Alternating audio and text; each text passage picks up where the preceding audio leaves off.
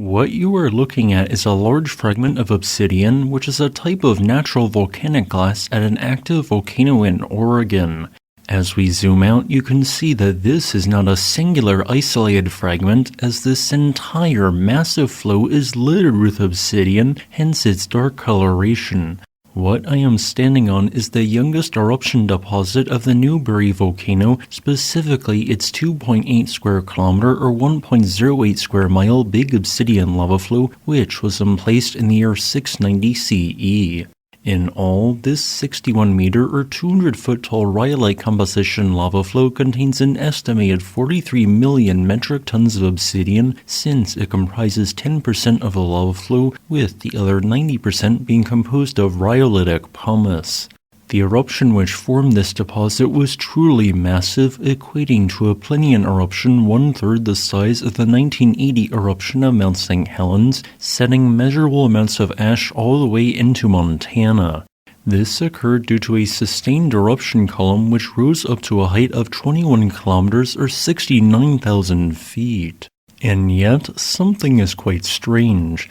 This eruption did not occur at a stratovolcano or even a lava dome complex such as California's Lassen Peak, but rather something quite uncommon in the Cascade Range, a shield volcano. Specifically, the Newberry Shield Volcano. Newberry is truly massive, with its main edifice and vents encompassing an area of 1,200 square miles, or a little larger than the entire land area of Rhode Island.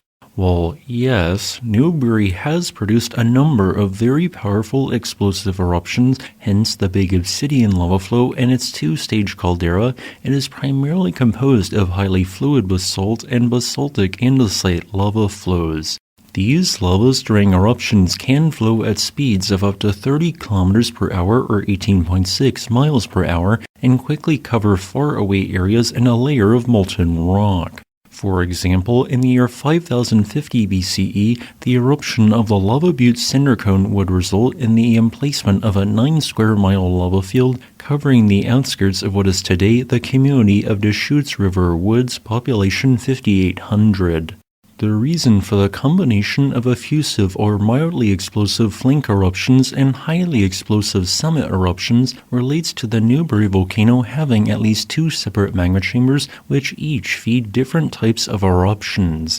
While this volcano as a whole has not erupted since the year 690, it has seemingly averaged at least 1 eruption per millennia during its recent geologic history. To further elaborate on this point, here are the vast areas lava and volcanic vents have covered just simply in the Holocene epoch.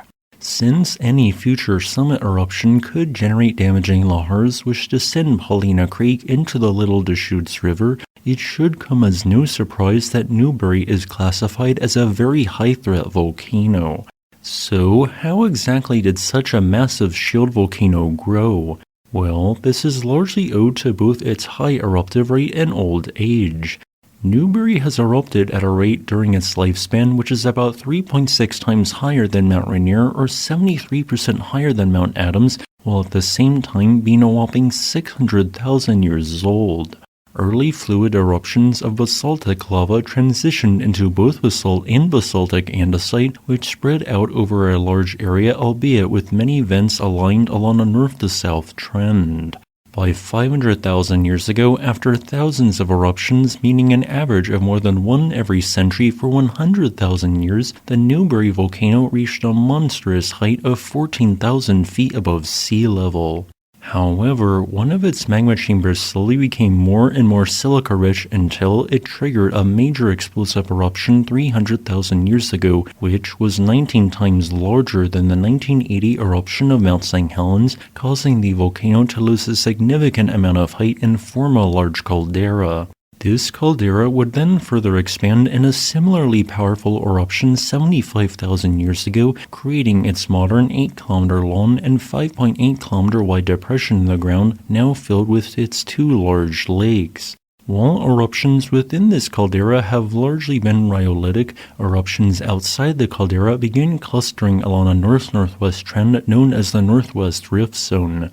This rift zone has produced abundant purely effusive to moderately explosive eruptions in the time since, hence why the modern volcano is elongate along the rift's orientation.